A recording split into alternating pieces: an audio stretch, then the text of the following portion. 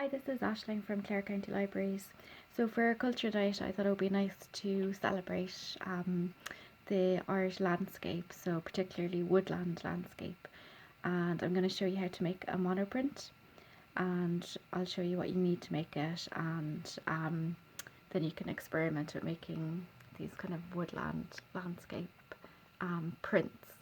So you don't have to be able to draw or anything like that to follow along.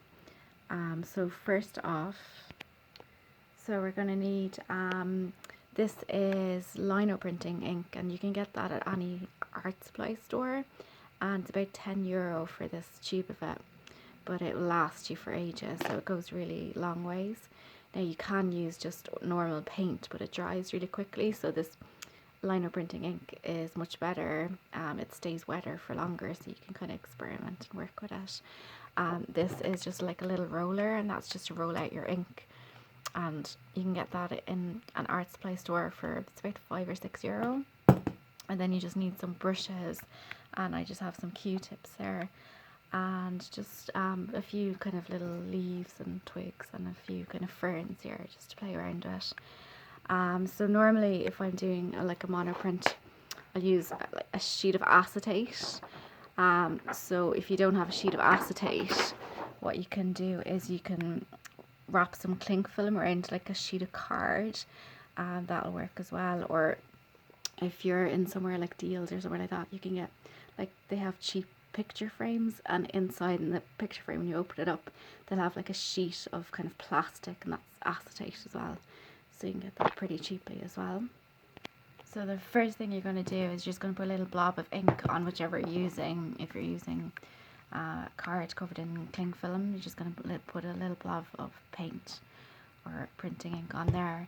I'm just going to use black because I'm just going to use one colour, but you can go mad, you can use loads of different colours, but I think just a black and white monoprint looks really nice. So I'm going to show you, we're going to roll out this now so the whole thing is covered in ink. So I'm literally just rolling out the ink, and you can experiment with how much ink you want to use. I think sometimes it's nicer if you kind of use the ink quite sparsely at first, and then it doesn't get too thick. So then when you have your little piece of plastic inked up, you're just going to scratch into it with the brushes and these little Q-tips. You're just going to like take out some of the ink and just kind of just play around with it. You don't have to do anything like too amazing or anything like that. It'll come out different every time. So we're just gonna like scratch kind of lines into it. So I tore the cling film a little bit there, so just look out for that. So that's with the Q-tip. You're just kind of taking off some of the ink. So I got a little tear there as well, but don't worry too much about that. And then with just like the back of the paintbrush, I'm just going to scratch into it. So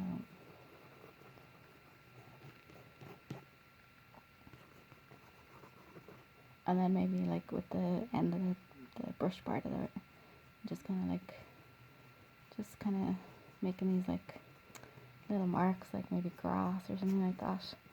And now you won't know until you actually press the paper down onto it if it's gonna look like anything, but we'll give it a try.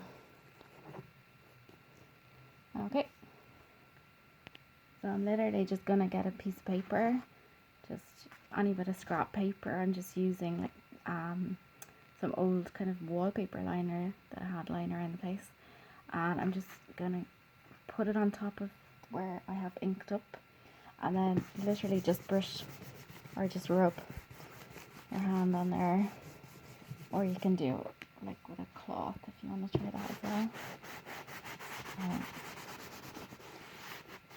And just like press it down pretty firmly.